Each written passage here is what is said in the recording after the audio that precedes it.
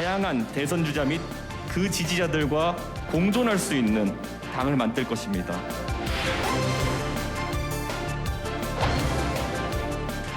기회는 평등했고 과정은 공정하기 때문에 결과는 정의로울 것이고 불만은 없을 것입니다.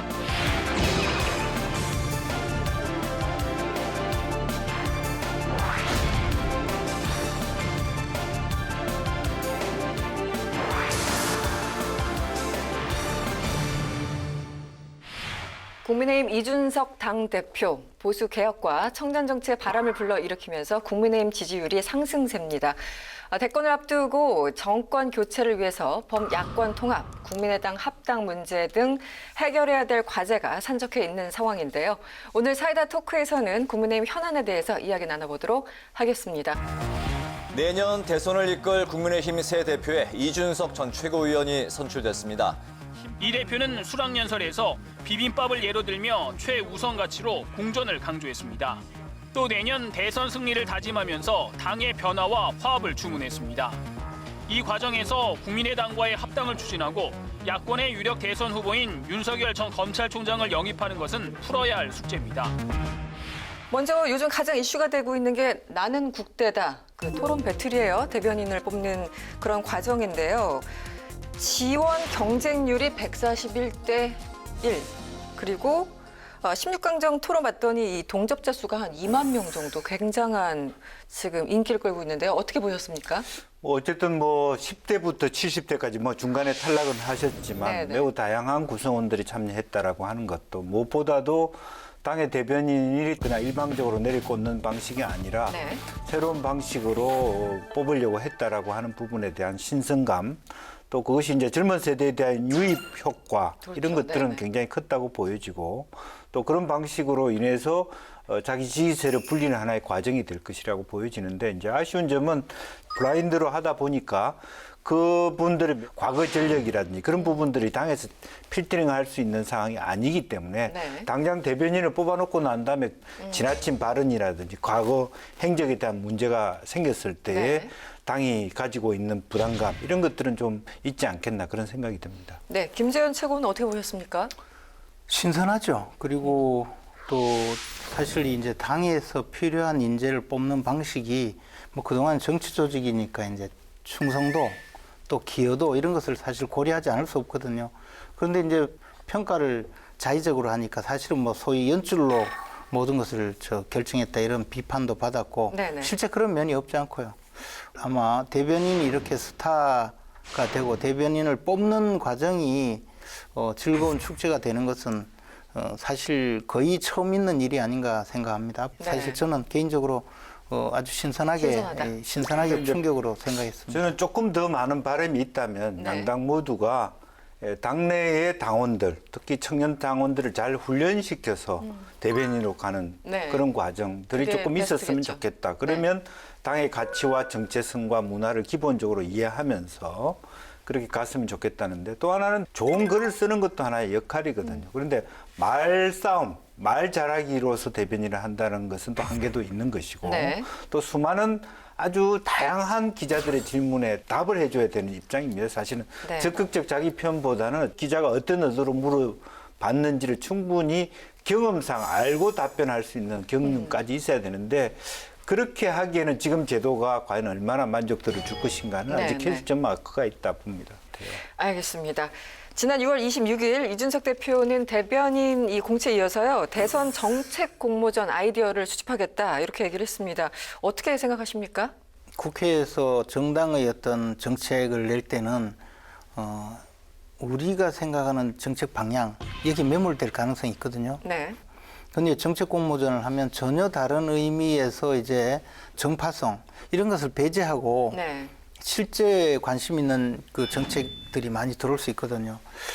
이준석 대표 생각은 제가 보니까 우리가 이제 대학원생들 보면 실질적으로 이 문제를 해결하기 위해서 어떤 방안이 있느냐, 과제를 내라 할 때 그런 것을 한번 정당에서 끌어들여 보자는 생각이에요. 그래서 이런 정책을 내가 생각하는데 어떻게 보느냐. 그래서 거기서 만약 입상을 하면 그 대학원생들도 자신의 학문적 성과가 될 수 있잖아요. 그러네요. 네. 그래서 이것을 끌어들여서 우리가 한번 같이 그 대학원생들이든 또는 일상적인 그 생활인들의 정책도 많이 들어올 수 있죠. 그것을 한목에 모아서 대변인 선발 방식으로 해보자는 것이거든요. 저는 굉장히 아이디어도 좋고 또 그것이 성공한다면 이제 새로운 형태의 국민의 참정권 행사가 아닌가 그런 생각을 합니다. 네. 어떻게 보면 탈근대 사회의 정당의 역할이 이런 모습이 이렇게 되는 거죠. 네. 일단 실제로 뭐 부동산 문제나 경제 일반에 대해서 민생 문제에 대해서 또 매니페스토 같은 것들 과정들을 거쳐낼 수 있는지 그런 것들을 뭐 초기 아이디어를 가지고 전문가들과 결합시켜서 정말로 정책화할 수 있다면 공약화할 수 있다면 상당히 더 좋다 그렇게 생각이 들고 다른 한편으로 보면 당협의 학습의 기회라든지 당원들의 교육은 상당히 저하되어 있다라고 네. 하는 이런 대선 공간에 오면 국민한테 이렇게 공모하는 것을 토론하고 뭐 지역 정책을 만들어가는 그런 어떤 뿌리를 내리는 정당의 어떤 민주화 또 네. 학습화 정책화 이런 것들에 조금 더 신경을 썼으면 좋겠다는 생각을 갖게 됩니다. 네. 이준석 당대표가 선출되고 이제 그 바람으로 한 2, 3주간 여론조사 보면은 쭉 상승세를 하다가 최근에 일부 여론조사를 보면은 약간 이제 주춤하는 약간 숨고르기에 들어갔다 이런 표현들을 쓰던데 최근 당 지지율 어떻게 보세요, 의원님? 근데 뭐 사실 우리 당이 네. 막 그동안 한 거에 비하면 이만 해도 과분하다. 과분하지요. 솔직히 이야기해서 뭐 불과 네. 뭐 한 6개월 전에만 해도 감히 영감생심 꿈이나 꿨습니까? 그리고 또 국민들께서 지지해 주시는 것만큼 저희들이 뭐 노력하지도 못했잖아요. 사실은 저 야당의 지지율이라는 거는 절대로 야당이 잘해서 생기는 건 아니에요. 여당이 잘해버리면 특히 청와대와 정부가 잘해버리면 기회가 없어요. 네. 근데 요즘은 이제 야당이 그 모습을 달리 해서 네. 특히 이제 우리 이준석 대표가 나오고 또 우리 최고위원님들도 젊은 분들이 많으니까 화면을 보면요. 분위기가 확 달라요. 예, 뭐 민주당이 어느 날 갑자기 보니까 운동권 할배들만 모여 있고 그 586이 어느새 저런 얼굴이 됐구나라고 다 느끼는데 뭐 그런 점을 민주당이 뼈저리게 느끼고 있겠지만 민주당은 쉽게 바뀌지 않을 것 같아요. 네. 그러니까 뭐 다행이죠 뭐. 네. 어떻게 근데 이제 보십니까? 그 국민의힘 지지율이 갖고 있는 딜레마가 있다고 보여져요. 지지율이 높을수록 이제는 저 당 밖에 있는 후보 없이도 우리끼리 정권 교체하고 우리 후보 내부 당 후보하고 할 수 있다라는 생각을 갖게 되기 때문에 거기서 오는 여러 가지 구심력과 원심력의 싸움이 있을 수 있고요. 네. 최고위원 당대표 선거 기간 동안에 당 지지자들이 다 전화기 붙들고 있잖아요. 그런 상태에서 여론조사를 했기 때문에 네. 당 지지율이 높아갈 수밖에 없고요. 이제 그런 면에서 또 그것이 또 한편으로는 하나의 힘이 돼서 높은 지지율이 힘이 돼서 견인해 가는 이제 그런 측면들이 분명히 있고 또 야당이라든지 정권 말기라고 하는 차원의 반사이익이 분명히 있다고 보여지고 특히 최근에 이준석 대표가 20대를 굉장히 많이 네. 가져왔기 때문에 그것에 대한 힘이 분명히 있다라고 보여져요. 그러니까 실제적으로 한편으로 보면 홍준표 의원이나 이런 사람들이 되게 세게 윤 총장을 공격하면 중도표 중에 국민의힘에 왔던 표들이 다시 중도로 빠져나가는 현상도 생길 수 있거든요. 네. 아직은 그런 현상까지 왔다고 보기는 어렵습니다만은 이제 그런 미묘한 어떤 줄타기들이 시작될 것이다 그렇게 보여집니다. 그 기대하시는 바가 큰 것 같아요. 홍준표 대표가 활약하기를. 근데 이제 네. 홍준표 대표는 사실 뭐 발언을 세게 하셔도 또 그렇게 반향은 좀 적어요. 하도 온 국민이 예방 접종을 받아가지고. 네. 근데 이제 범야권으로 보면 제 얘기는 그런 겁니다. 어쨌든 유승민도 있고 원희룡도 있단 말이죠. 그러니까 당의 지지율이 높아지면 당원들의 자신감을 가지면서 당내 후보에게 관심을 가질 수 있기 때문에 네. 그런 미묘한 말하자면 갈등 현상, 간섭 현상은 있을 수밖에 없다는 얘기죠. 한 가지 말씀드리자면 지금 이제 우리 당의 내부에 들어가 보면 국민의힘 지지자들의 지지율이 나와요. 근데 거기 보면 윤석열 전 총장은 60%에서 70% 사이. 압도적이네요. 압도적이에요. 그리고 2등 또는 3등이 최재형 감사원장.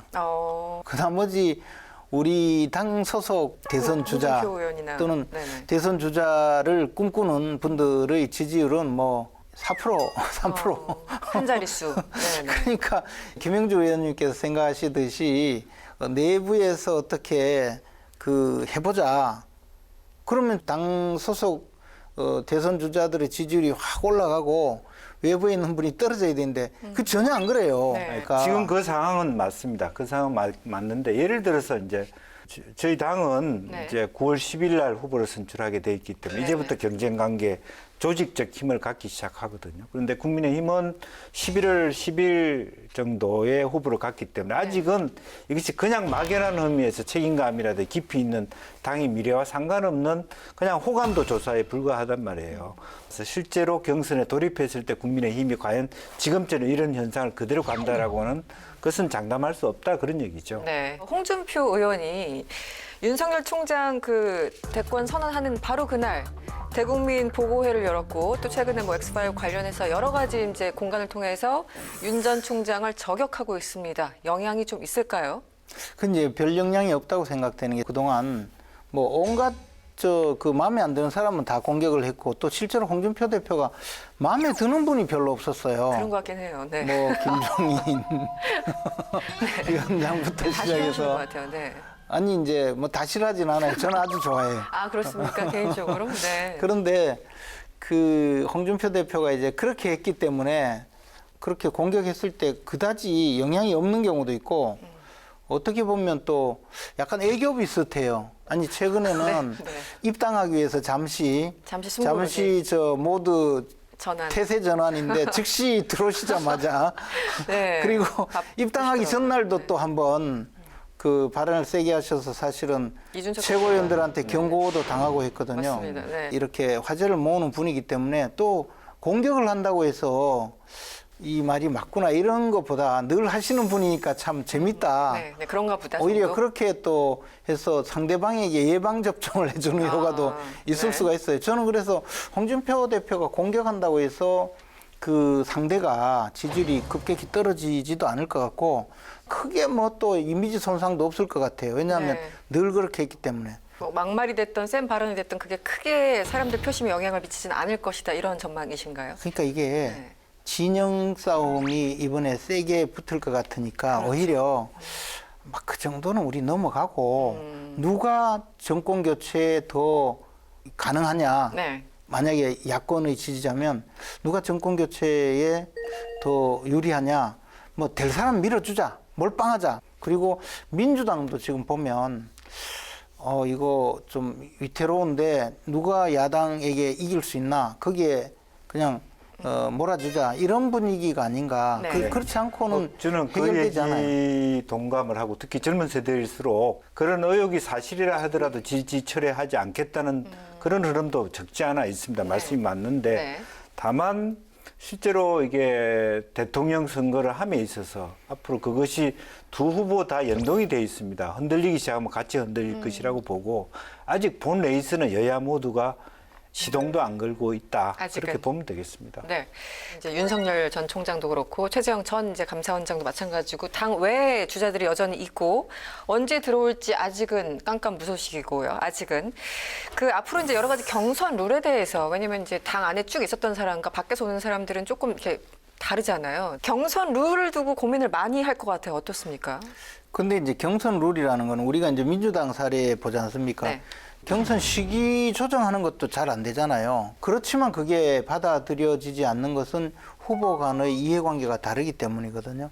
우리 당의 입장에서도 지금 경선 룰을 바꾸자고 할 때 후보 간의 이해관계가 극심히 달라질 가능성이 커요. 네네, 그렇죠. 이것은 당 밖에 있는 윤석열 전 총장이 입당하지 않더라도 마찬가지로 당 내에 있는 후보자들끼리도 네. 다르거든요. 어렵다. 합리적인 네. 이야기라고 하더라도 그것을 바꿔서 예를 들어 당 외에 있는 분이 영입되는데 좀 더 도움이 되도록 바꿔주자 이런 것이 거의 불가능하리라고 봐요. 처음부터 국민의힘은 이제 지난번 서울 부산 시장 보궐선거 네, 때도 훨씬 더 오픈하는 형태의 경선이라든지 그런 것들을 준비해 왔기 때문에 네. 그런 파장들은 많지 않을 것이라고 보여지고 국민의힘 그 당원들조차도 이미 네. 당내 후보보다는 당밖의 후보를 쳐다보고 있기 때문에 네. 룰과 상관없이 네. 당밖의 후보들이 뭔가 결핍을 느끼지는 않을 것 같습니다. 알겠습니다. 지난 6월 29일 국민의힘과 국민의당이 2차 실무 협의를 가진 것으로 지금 보도가 되고 있는데요. 뭐 당명 바꾸자라는 얘기를 굉장히 이제 권은희 원내대표 같은 경우는 세게 하고 있고, 뭐 사무처 이제 고용 승계부터 여러 가지 이제 이슈들이 있는데 어느 정도 진행이 되고 있습니까, 의원님? 지금 이제 실무 그 협의체가 구성이 돼서 협의를 하고 있는데 아마 네. 당명 바꾸자는 것은 협상용이 아니었나. 지금 실리적으로 네. 나머지 부분을 요구하는 단계인 것 같아요. 절대 수용할 수 없는 것을 던져놓고 나머지 부분을 조금 거론하지 않다가 당명은 우리가 양보할 테니 나머지는 다 들어달라. 그래요. 이렇게 네. 이제 나오는 것 같아요. 그런데 일부 보도에 따르면 이 지금 국민의힘 사무처와 국민의당 권은희 원내대표 간에 약간 설전이 있었는데 우리가 이제 당명 변경을 요구한 건 맞는데 사무처 전원 고용 승계나 아니면 채무 변제 이런 건 요구한 적이 없다 또 이래서 약간 좀 혼선이 있었거든요. 좀 정리가 됐습니까? 근데 이제 당대당 통합이면 네. 법률적으로 그게 그렇게 될 수밖에 없잖아요.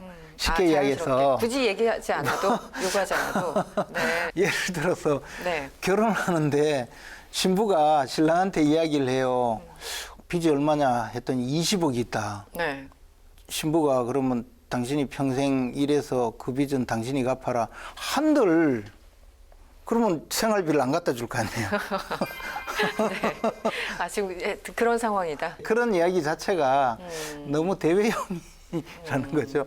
합당이 굉장히 부드럽게 진행될 거라고 예상을 하시는지 혹은 윤석열 전 총장의 입당 그 여부 어떤 함수 관계 때문에 안철수 대표가 또 다른 생각을 할 가능성도 여전히 있다고 보시는지 어떻게 보세요? 합당 가능성? 글쎄요, 아직까지 합당 가능성은 지지부진해질 가능성이 많다고 봅니다. 어떻게 여러 가지 보십니까? 이유로 인해서. 네. 국민의당에서 이런저런 사실은 명분이 아닌 것까지 포함해서 얘기를 하는데 사실은 국민의힘 입장에서 봤을 때는 이게 뭐 합당을 할 대상이 아닌데 우리가 상당히 많이 접어주고 합당을 하고 있는데 너무 네. 많은 주장을 하니까 속값을 많이 쳐달라. 굉장히 막 쏘가리를 할 거라고 보여집니다. 근데 이제 이런 질문을 우리 김영주 의원님한테 하면 당연히 깨지기를 원하기 때문에 당연히 안 되도록 그 말씀을 네. 아니, 하시죠. 저는 깨지기를 원하는 게 아니라 뭐 깨지기를 그동안에 안철수 당대표가 보여주는 행태가 그렇게 처음부터 끝까지 무슨 뭐 합당이라든지 탈당이라든지 예측 날쌔하게 가능하지. 진행된 적이 없습니다. 그걸 미루어서 네. 안 된다고 보기보다는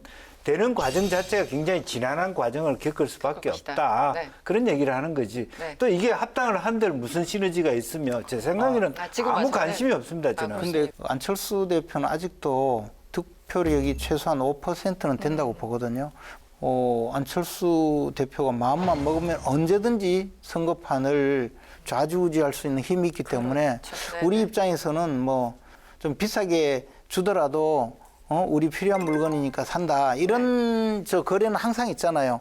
거래라고 하면 좀 이상하지만 그래서 안철수 대표의 주장을 사실 좀 많이 배려하고 통합을 해야 되는 것이지 뭐 지금은 주목받지 못하지만요. 그때 가서 결정적인 순간에. 결정적인 순간에 또 이제 나오면 아주 괴롭죠. 네. 김재원 의원님께서 평소에 이제 안철수 대표에 대해서 그렇게 좋은 얘기를 많이 안 하셨던 분이시긴 한데 최근에 이 합당에 대해서는 굉장히 공을 들여서 말씀하시는 것 왜냐하면 같아요. 우리는 그거는 굉장히 뭐 지당하신 말씀이에요. 네, 만에 네. 하나라도 충분히 실제로 가능성이- 1% 2% 싸움인데 결국 그렇죠. 대선이라고 하는 건데 안철수 대표가 독자적으로 나와서 1, 2% 가져와서 대선을 질 경우 그야말로 악몽 아니겠습니까? 그렇죠. 그 네네. 싹을 미리 처음부터 잘라주고 시작하는 것이 훨씬 기본적인 전략이다 그렇게 봐야 되겠죠. 그래서 지금 속값을 비싸게 쳐줄 우리는 마음의 준비가 돼 있다 이런 자세인 거군요. 네. 뭐 자꾸 소장사도 아닌데 속값 이야기하면 또 화내시니까 네. 안철수 대표님을 정말 정중하게 예우를 해서 네. 우리가 함께 가자고 지금 간곡히 호소하고 있는 것이고 그 네. 과정에서 뭐 객관적으로 좀 납득할 수 있도록 이야기를 해주셨으면 하는 바람이죠. 알겠습니다.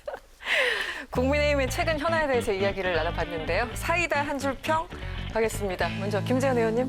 지금 이제 국민의힘이 대세인 시대가 돼버렸어요. 순식간에.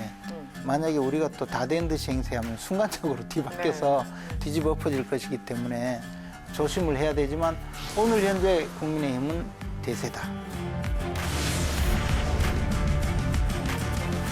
대세에 있는 것도 맞지만 네, 네.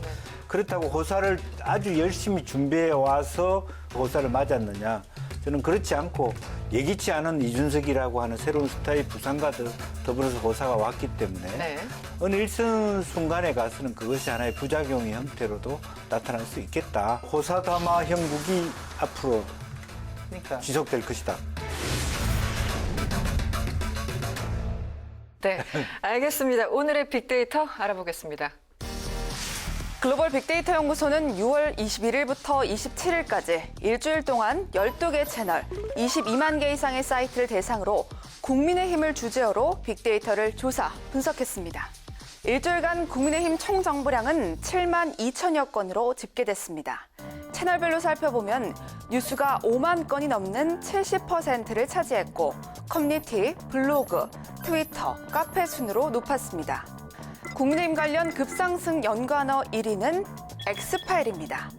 윤석열 전 검찰총장의 각종 의혹을 담은 X파일이 인터넷과 SNS를 통해서 무차별적으로 퍼지고 있기 때문입니다.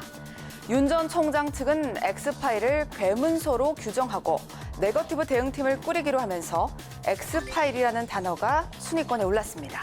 2위는 홍준표 복당입니다. 지난 24일 홍준표 의원이 1년 3개월 만에 국민의힘에 복당했습니다. 이준석 대표는 홍준표 의원에 대한 복당건이 반대 의견 없이 통과됐다고 밝혔고 홍 의원은 스스로를 집안의 맏아들이라고 지칭하면서 정권 교체를 위한 미랄이 되겠다고 밝혔습니다. 3위는 최재형 감사원장 사퇴입니다. 야권 대선 주자로 거론되어 최재형 감사원장이 28일 사의를 표명했습니다. 바로 대선 출마 뜻을 밝히지는 않았지만 국민의힘 측이 제시하는 경선 합류 마지노선에 맞춰 8월 중순경 정치 참여를 선언하고 국민의힘에 입당하는 것이 아니냐는 시나리오가 나오면서 연관어로 기록됐습니다. 4위는 센터입니다. 권영세 국민의힘 의원실에서 지난 17일 발생한 물류센터 화재 관련 방범 카메라 영상을 공개했기 때문인데요. 화재 당시 현장 구조를 지휘하던 소방관 한 명이 사망하기도 한 큰 사건인 만큼 관심을 모았습니다. 5위는 선발입니다. 국민의힘은 대변인 선발을 위한 토론 대결, 이른바 나는 국대다를 진행하고 있는데요. 모두 564명이 지원해 141대 1의 경쟁률을 모으면서 화제가 됐습니다.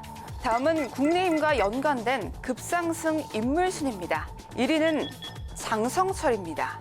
윤석열 X파일 논란을 최초로 일으킨 보수 진영 정치 평론가죠. 그는 두 가지 문건 중 하나는 윤 전 총장의 경력과 가족관계를 정리한 것이고 또 하나는 윤 전 총장, 부인, 장모의 의혹 등 세 가지 내용으로 구성되어 있다고 밝혔는데요. X파일 존재를 공개한 이유는 윤 전 총장 측이 대비하라는 뜻이었다고 말했습니다. 2위는 문준영입니다. 문 씨가 언론 인터뷰를 통해 문예의 지원금 특혜 논란에 반박하면서 정치권의 공세가 오히려 자신의 진가를 알리는데 도움이 됐다고 밝혔고 이에 대해 국민의힘 배현진 최고위원이 비판하면서 인물 연관어로 떠올랐습니다. 3위 윤봉길은 윤석열 전 총장이 대선 도전의 뜻을 밝히는 장소로 윤봉길 기념관을 택했기 때문입니다. 윤 전 총장은 건국의 토대인 헌법 정신을 이어가겠다라는 의지라고 덧붙여 설명했습니다. 4위 김현주는 국민의힘 당대변인 선출 토론 배틀에서 나온 인물입니다. 토론전 8강 진출자 중 최연소는 2003년생 김민규 군이, 최연장자는 1966년생 김현주 전 아나운서가 선발되면서 급상승 인물로 집계됐습니다. 5위는 권양숙입니다. 지난 25일 국민의힘 이준석 대표가 경남 김해 봉하마을에서 노무현 전 대통령의 부인인 권양숙 여사를 만나 노 전 대통령에 대한 폄훼를 정치적 수단으로 사용하지 않겠다. 그런 분들이 나온다면 대표로서 제지하겠다고 약속하면서 언급됐습니다.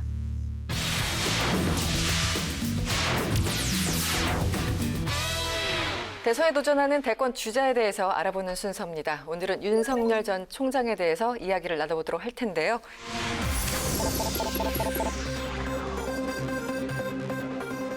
윤석열 전 검찰총장이 대권 도전을 공식 선언했습니다. 검찰총장직에서 물러난 지 넉 달 만인데 부패하고 무능한 정권의 연장을 막고 반드시 정권 교체를 하겠다고 밝혔습니다. 윤석열 전 검찰총장은 윤봉길 의사 기념관에서 대선 출마를 선언했습니다. 지난 3월 검찰총장직을 내려놓고 잠행한 지 4개월 만입니다. 윤 전 총장은 문재인 정권에서 무너진 공정과 상식, 법치주의 회복을 위해 정치에 참여하게 됐다고 밝혔습니다. 그러면서 부패하고 무능한 정권의 집권 연장을 막기 위해 반드시 정권 교체를 이뤄내겠다고 강조했습니다. 지난 6월 29일 6.29 이날 윤석열 총장이 출마 선언을 했습니다. 총평을 먼저 좀 간단하게 해주시면 어떻습니까? 뭐 일단 그 윤석열 전 총장이 직접 내가 대선에 도전하겠다, 또 앞으로 어떻게 하겠다, 또 어떤 정치 세력과 함께 하겠다, 이것을 명확하게 보여줬거든요. 네네. 처음 정치 일선에 발을 들여다 놓는 사람치고는 굉장히 선방하고 또 더 나아가서 앞으로 어떤 방향으로 갈지를 명확하게 알려준 면에서는 상당히 성공적이었다고 봐요. 네. 제 기대보다는 훨씬 잘한 것 같아요. 그렇군요. 네. 오히려 그 여러 가지 선언문이나 내용이 국민의힘 대변인 뽑는데 출사표 던지는 것 같은 느낌. 무슨 얘기냐 하면 네. 정권 교체의 필요성, 정권 교체의 당위성 거기에 매몰돼 있고 굉장히 강한 뭐 카르텔, 약탈 뭐 이런 용어들을 막 톤이 좀 썼습니다. 강했죠. 톤이 네네. 매우 강했고 이제 그런 부분에 대해서 누가 나의 벗이고 누가 나의 적인지는 명확하게 했다. 그러나 그 적에 대하여 어떻게 내가 싸워 이길 수 있는지에 대해서는 아직까지 말을 못하고 있다. 결과적으로는 대선이라고 하는 그 길을 감에 있어서 자기 나름대로 새로운 국가에 대한 비전, 정책 그런 부분에 있어서는 말미에 갈수록 굉장히 중요한 부분이 빠져 있지 않느냐 뭐 그런 생각이 듭니다.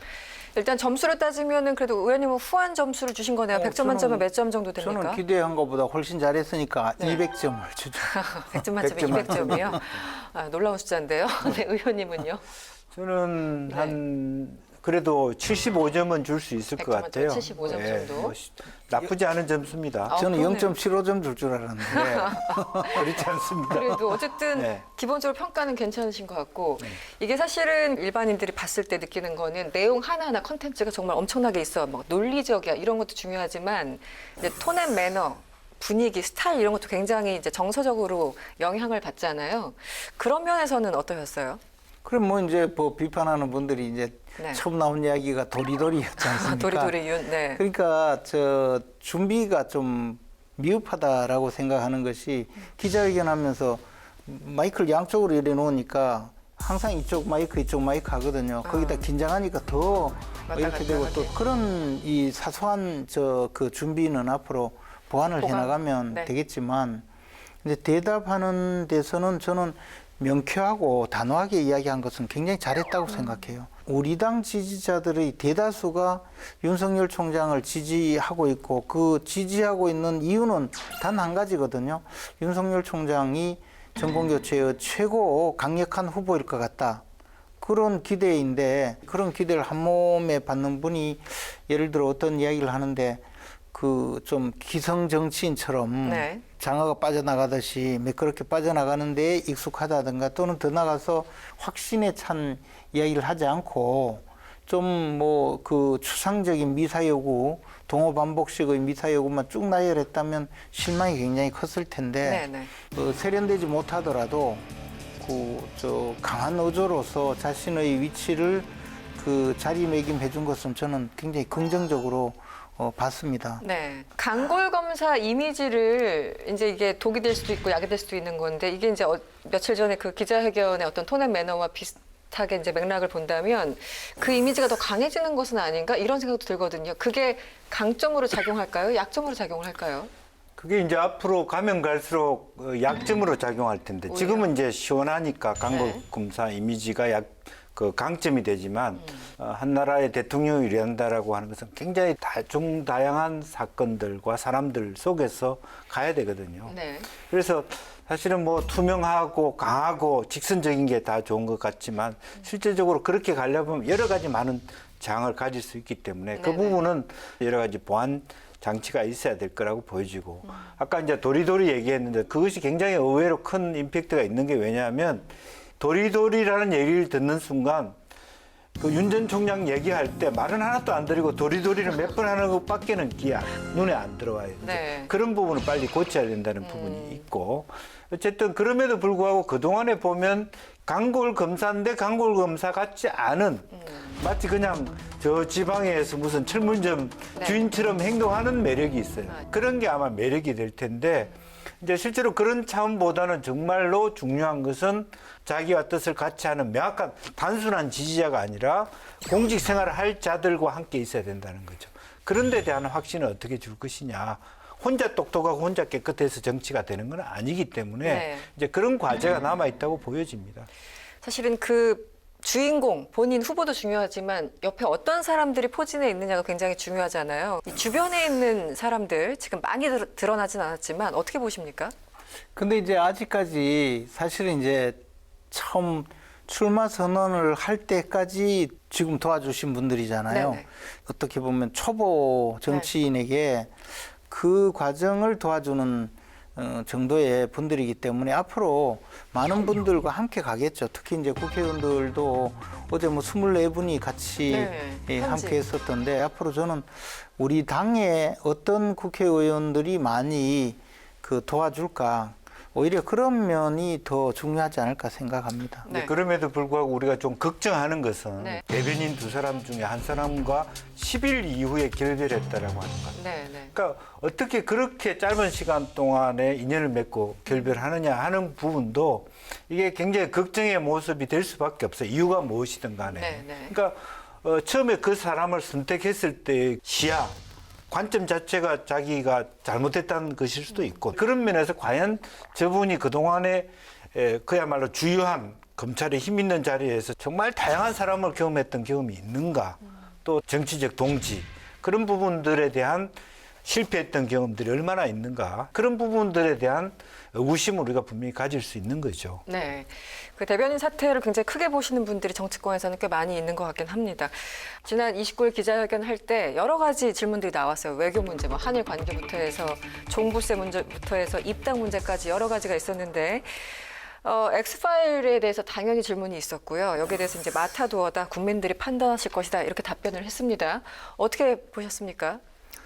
일단 그 부분은 저 최근에 이미 논란이 되었었고 좀 제대로 해명을 해야 된다. 저는 그런 입장이었거든요. 제대로 해명한다는 것이 뭐냐? 적어도 윤석열 총장에 대해서 걱정하는 분들, 이분들에게는 명백하게 걱정하지 마시라. 네. 이것은 내가 이렇게 돌파해 나갈 수 있다. 또는 관망하고 있는 분들에게는 저게 이야기는 뭐 얼핏 들었지만 그게 사실이 아니구나. 나름대로는 들을 만한 충분한 이유가 있겠다. 뭐 이런 정도의 가능성만 보여줘도 성공이라고 봤거든요.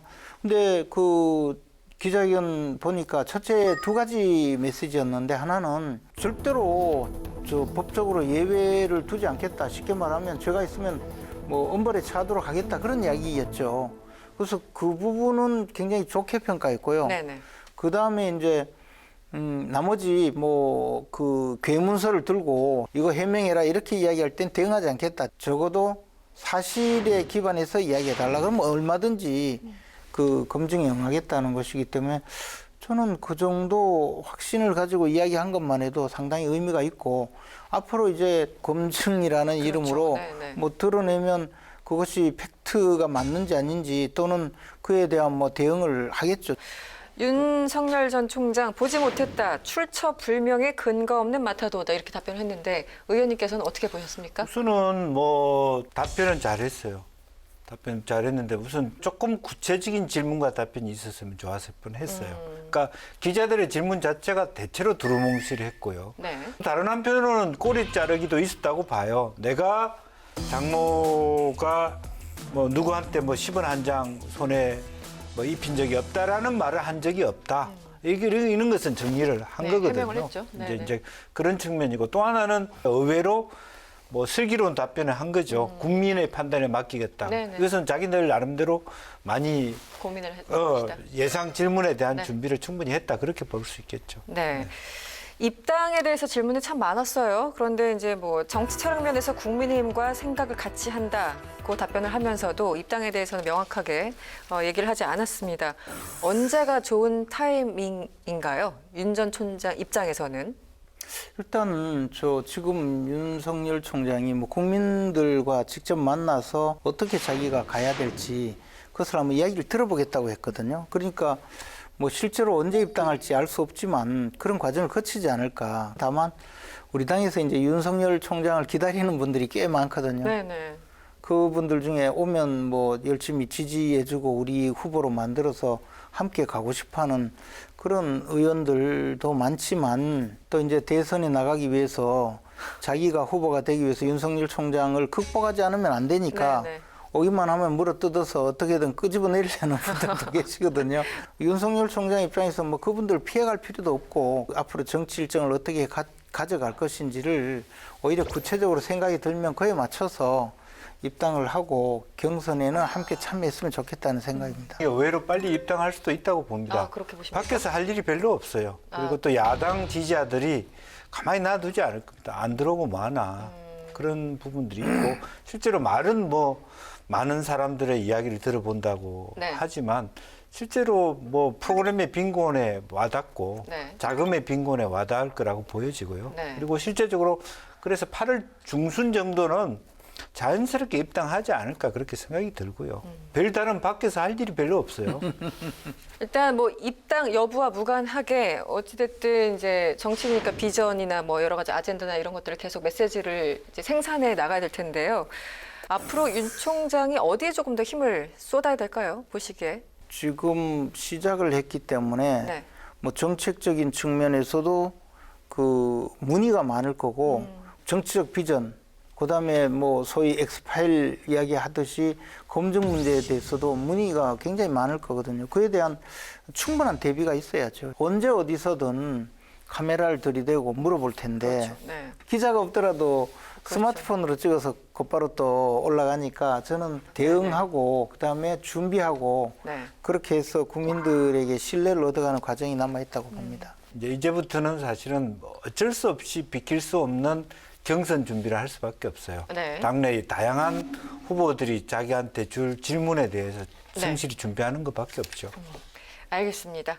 더불어민주당 대통령 선거 예비 후보 등록 마감 결과 모두 9명이 등록을 마치고 본격적인 경쟁에 돌입했습니다. 내년 대통령 선거에 나설 더불어민주당 예비 후보가 확정됐습니다.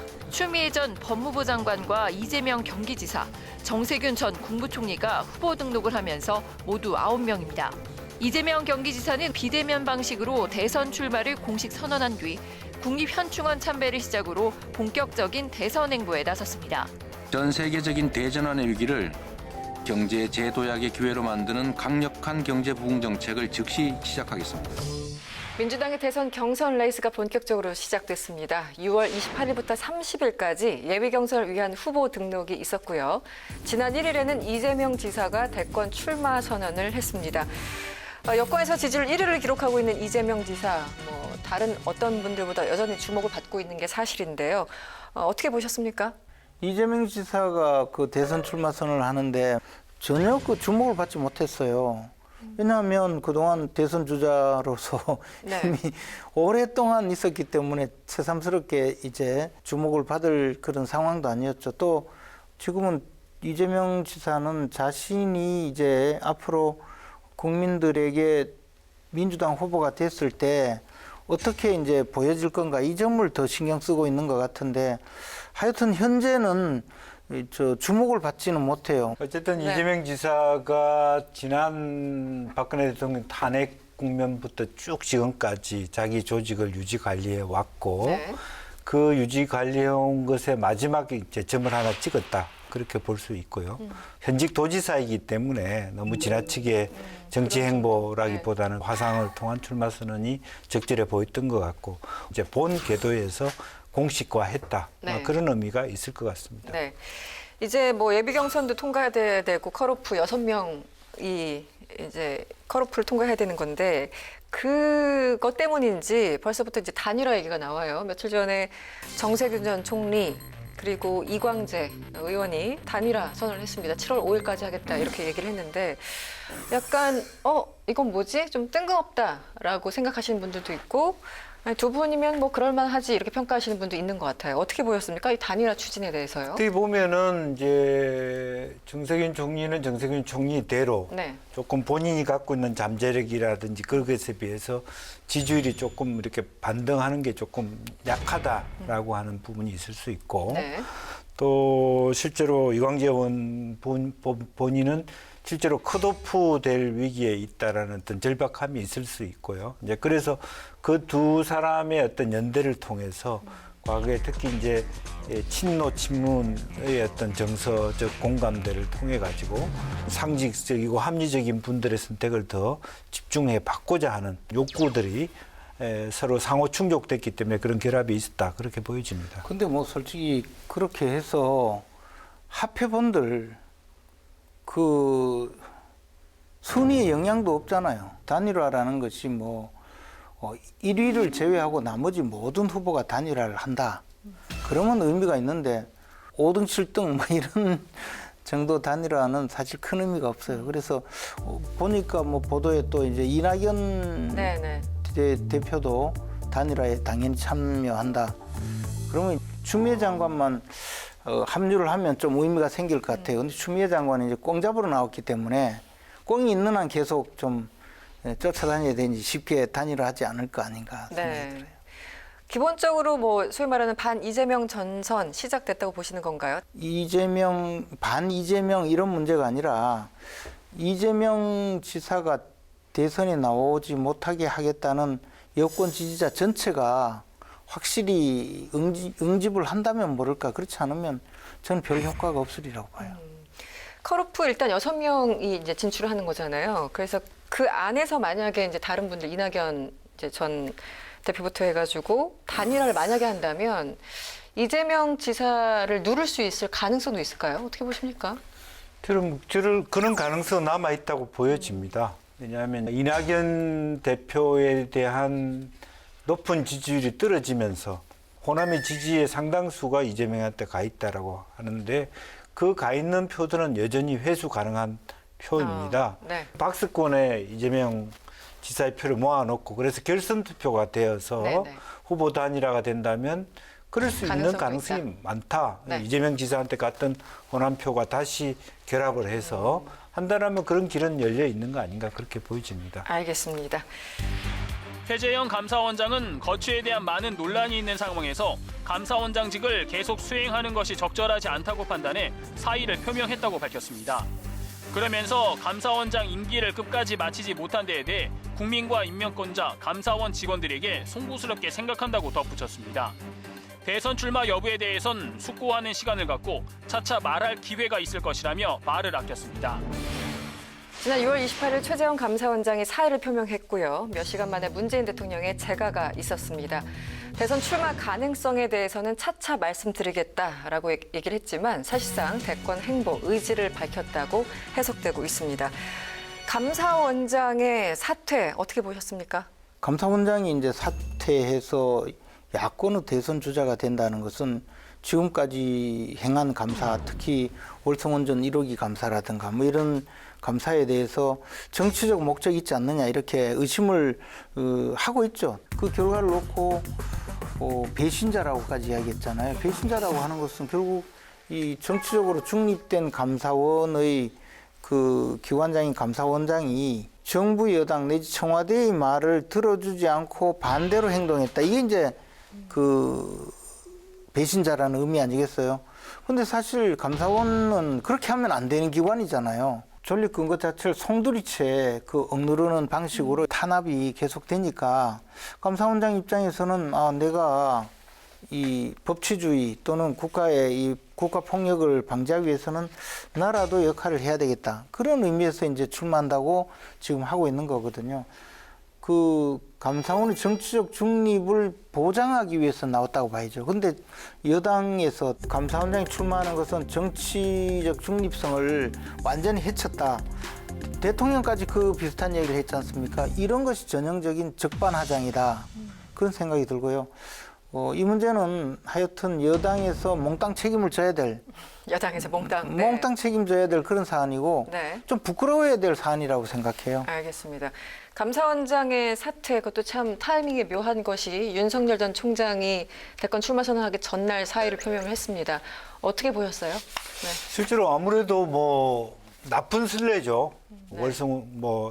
원전에 대한 감사에 대해서 해명했고 뭐 대통령 뭐 45% 대통령 몇 프로 뭐 이런 이야기로 설화가 있었던 건 사실이지만 네. 그나마도 그것 자체가 본인 스스로 그만둬야 될 원인이냐, 저는 그건 아니었다고 봅니다. 그런 의미에서 대통령이나 청와대 발언도 그 임기 안에 계셔야 될 분이 네, 네. 특별한 우리가 이해할 수 없는 이유로 그만두는 것은 나쁜 선례다.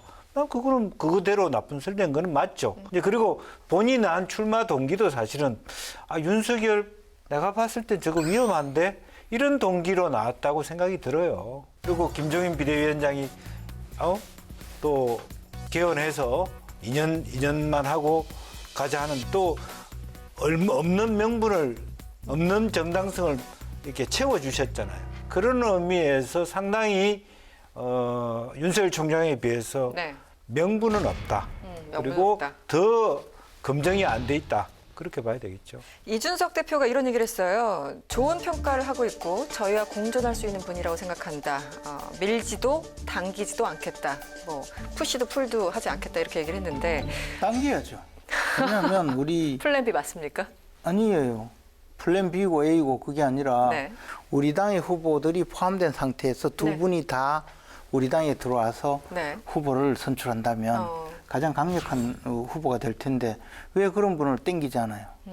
그리고 우리 당의 후보들이 최재형 감사원장이 들어온다고 해서 몰락할 정도라면 그분은 경쟁력이 없는 거잖아요. 그러니까 지금은 그렇게 당의 지지율이 좀 올라가고 인기가 좀 좋아졌다고 해서 뭐 바깥에서 들어온 사람들 전부 바리케이트 치고 못 들어오게 하고 우리끼리 후보 정해서 대선에 나가겠다.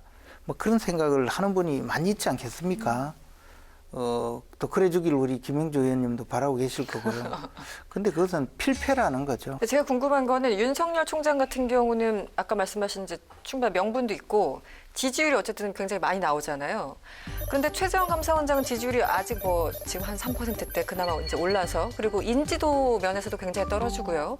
어떤 면에서 그렇게 강력한 경쟁력이 있다고 보십니까? 일단 지금 현 정권에서 그 정신 바짝 차리고 헌법과 법률이 정한 공직자의 자세, 공직자의 어떤 의무를 제대로 수행한 분이죠. 네. 정치적 중립을 요구했잖아요, 헌법이. 그리고 그에 대해서 자신은 정치적 중립을 달성하기 위해서 엄청 노력했는데 이 정권에서는 몰아내려고 한 거죠, 계속.